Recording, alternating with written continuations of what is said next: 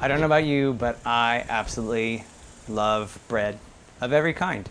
The problem that I run into is a lot of times bread doesn't taste very fresh or it has tons of preservatives. So today I'm going to teach you how to make a super simple flatbread that could be used for tortillas, pitas, whatever you like. It just depends on how thin you want to roll it. So it's going to be fast, it's going to be easy. It is going to take the place of flatbread in your house probably for years to come.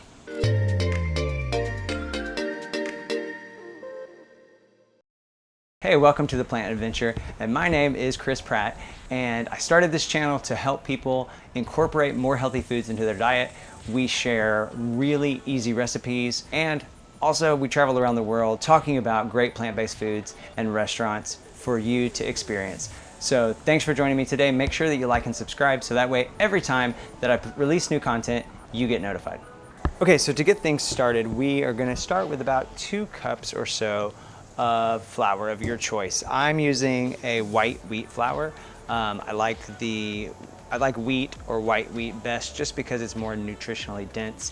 So that's my preference. It does make for a little bit of a thicker, more dense bread. So that's something to keep in mind. You can certainly use all-purpose flour for this as well.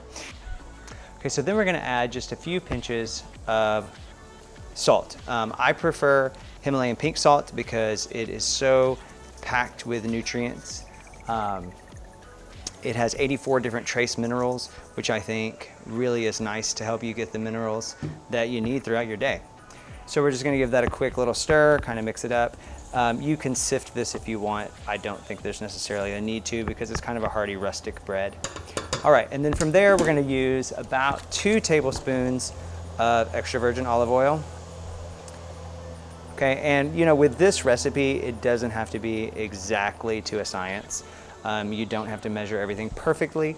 I think that it kind of is forgiving in your measurements. So then at that point, we're going to start to mix up the dough with the olive oil, and you're gonna find that it starts to get fairly clumpy. And that is exactly what you want. You wanna work it until it becomes very crumbly. Okay, I think also it's a good idea at this point, you can kind of just get your hands in there and mix it up, and you'll start to see those crumbles form. One thing I do recommend, is just my own personal practice, is I tend to mix things with just one hand when possible, so that way I have a clean hand and a dirty hand. It just makes life a little more simple if you can. All right, so at this point, you'll notice that our flour looks a little bit more like sand at this point. It's kind of the consistency of sand, which is what you want. Now we're just gonna add some water into the mix. And this, I don't have an exact amount. You're gonna do it to your preference, depending on how you want this bread to turn out. So at this point, we're just gonna mix the water into the mix, and you're gonna see that it begins to crumble even more. Now, whenever you put your hand down in it, you're gonna feel it starting to form and feel like a dough. I definitely only add the water a little bit at a time. That way you can sort of eyeball this and get it right on the first try. If it doesn't work exactly like you like it, the good news is if it ends up being too wet, you can add a little more flour. And of course, if it's too dry, you add a little more water.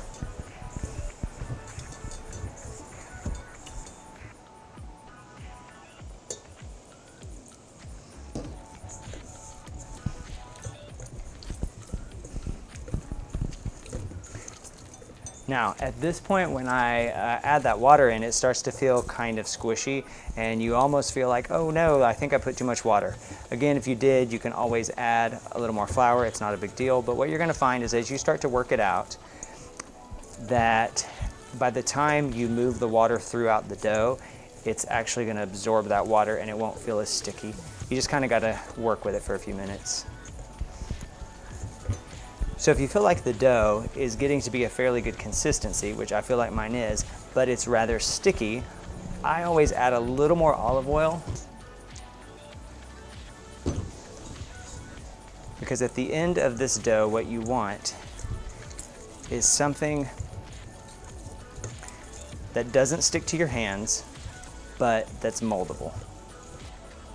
So for me, whenever I can roll this in my hands and it's smooth and it's pliable and it no longer sticks to my hands, that's when I know I'm in a good place with the ratio of water to oil. So at this point, I'm going to basically put that dough back in the bowl. I'm just gonna cover it maybe for about 10 minutes and just let it rest. Now that we've let the dough rest for, about 10 minutes, it doesn't have to be exact. Now we're gonna simply start forming our bread. In this case today, I'm gonna be making pita. I do recommend that you use some parchment paper just to kind of help things not to stick. I think that does make it a lot easier. So basically at this point, I'm going to divide it up into how many portions that I want. So I'm basically going to just give it a nice little run down the middle there. Perfect. I like it a little sticky like that.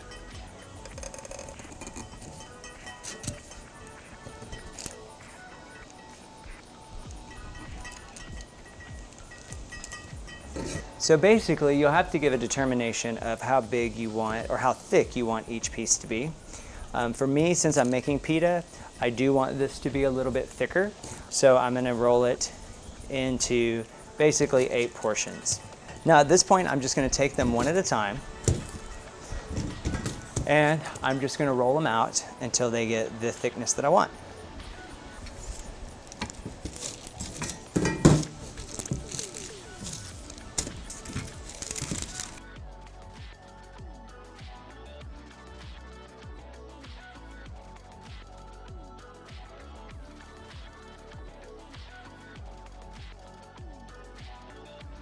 So you want a medium to a medium-low heat, and basically we're just going to place them down.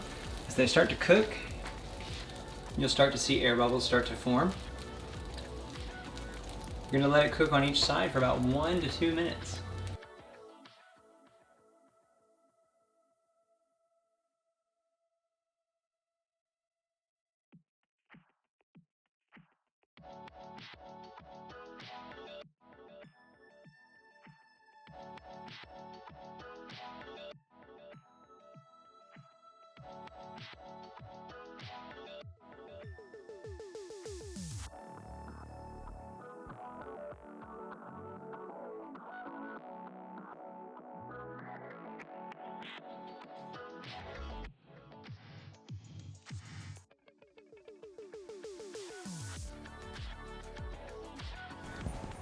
And there we have it, our super quick and easy pita bread, flatbread, whatever you need the recipe for. This is awesome. So we just finished up making our awesome, easy pita bread. Again, you could use it for a flatbread, a roti, an Indian food. You could use it for a tortilla, whatever you like there. Just off the bat, I love it because it's not extremely thick, but it's also not brittle. It's very chewy and tender. I think it'll be great to be able to use like on dips or even as a tortilla if you wanted to. That's great. Like, it doesn't have an overwhelming flavor. It's kind of earthy tasting and it's chewy. And personally, I really like that because I think that it really enhances the eating experience. So I'm gonna try it in my pesto hummus dip.